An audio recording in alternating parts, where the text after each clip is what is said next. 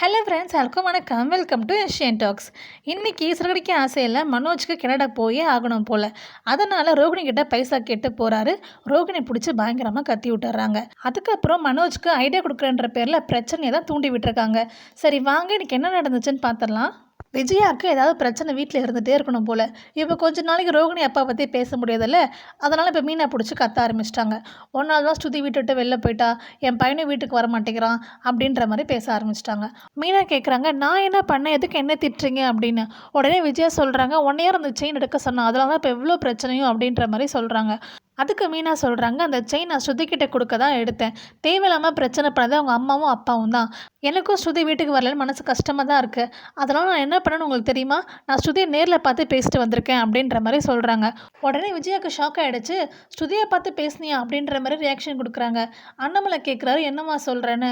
அதுக்கு மீனா சொல்கிறாங்க, ஆமாம் மாமா, நான் ஸ்ருதியை பார்த்து பேசியிருக்கேன். மண்டபத்தில் நடந்த எல்லா விஷயத்தையும் சொல்லியிருக்கேன். கண்டிப்பாக உங்களுக்கு புரிஞ்சிருக்கும். வீட்டுக்கு சீக்கிரம் வந்துடுவாங்க மாமா அப்படின்ற மாதிரி சொல்கிறாங்க. இதுக்கு நடுவில் இந்த பிஏ திரும்பவும் ரோகிணிக்கிட்ட பணம் கேட்டு வராரு. அதுவும் 1 லேக் வேணுமா. ரோகிணி பணம் இல்லைன்னு சொல்லிடுறாங்க. திரும்பவும் அந்த பிஏ பழைய பிளாக்மெயிலே ஆரம்பிச்சிட்டாரு. இப்போ நீ பணம் தரலனா நான் போய் எல்லா உண்மையும் உங்கள் வீட்டில் சொல்லிடுவேன் அப்படின்ற மாதிரி சொல்கிறாரு. ரோகிணிக்கு பயம் வந்துருச்சு. அந்த டைம் பார்த்து மனோஜ் வர வந்துடுறாரா, இன்னும் பயம் அதிகமாகிடுச்சு. இப்போ நீ கிளம்பு, நான் கண்டிப்பாக உனக்கு பணம் தரேன் அப்படின்னு சொல்லி அனுப்பிச்சிடுறாங்க. மனோஜ் வந்து, ரோகிணி நான் எல்லாட்டையும் பணம் கேட்டு பார்த்துட்டேன், பணம் எனக்கு எங்கேயுமே கிடைக்கவே இல்லை.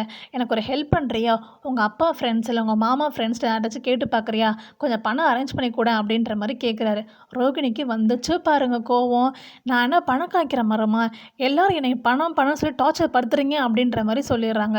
உடனே மனோஜ் கேட்குறாரு, ஏன் இவ்வளோ டென்ஷன் ஆகிற, வேறு யாரும் உன்னை பணம் கேட்டு டார்ச்சர் படுத்தினா அப்படின்ற மாதிரி கேட்குறாரு.